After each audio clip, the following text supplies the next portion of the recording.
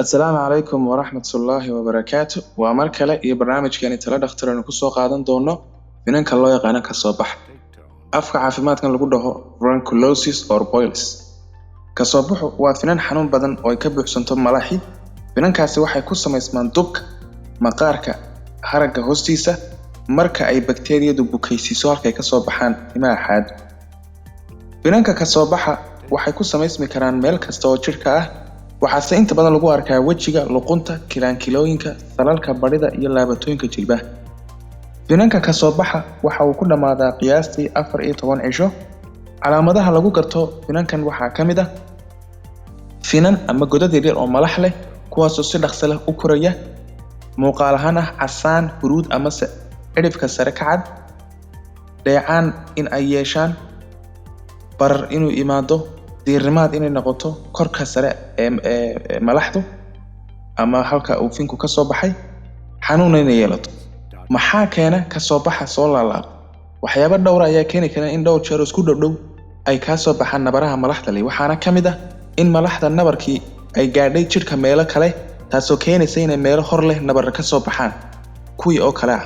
in jirkaagu uu sanadkiisa u lahayn bakteeriyada keenta ka soo baxa oo maqaarka weerarta taasoo keeni karta in xanuunku kugu soo laalaabto iyo 3 in aadan daawo kugu filan ka qaadanin taasoo keenaysa in bakteeriyadu markii ay tarantaba in ku filan in xanuunka keeni karta in nabar ka soo saarto qaladaadka Soomaalida ay ka aaminsan tahay nabarahan in aan qallajiyo loo qaadanin nabarahan taasoo dadka qaar aaminsan yihiin in malaxda ay qallajinayso oo jirka aysan ka soo baxaynin ama in nabarka uu gudaha ku laabanayo taasina ma aha mid caafimaad ahaan sax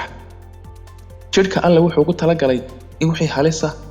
ku ah laga takhaluso haddii jeermisku uu ka xoog bato difaaca jirka waa muhiim in daawo loo qaato si uu ula dagaalamo oo u joojiyo tarmidda ama faafidda bakteeriyada waxa kaloo dadka qaar aaminsan yihiin qof nabar ka soo bax leh in uu xaaskiisa u tagi karin haddii kale xanuunku u gudbinayo taasina sax ma aha oo ka soo baxa kama tirsana xanuunada galmada lagu kala qaado waxa kaloo dadka qaar aaminsan yihiin in subag ama hilibka idaha aanan loo dhaweyn dadka qaba nabarahan taasina sax ma aha sidee looga hortagi karaa ama loola tacaalaa ka hortagga jirkaaga oo aad nadiifiso ku qubayso saabuun leh jeermis dila hadaloolin finka hana tuujin bakteeriyadu way ku soo fidi kartaa jirka u dhow finkan oo keeni karta finan kale kuma sax mara diiran oo nadiif ah dhowr jeer maalintii si uu bararku uga dhaco u tag dhakhtar haddii aad isku aragto in calaamaduhu sii xumaanayaan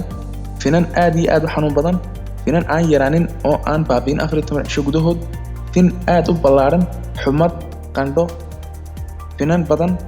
liidad cas oo ka soo baxay finanka taas macnaheedu waxa noqon karta in xanuunku gaadhay dhiigaaga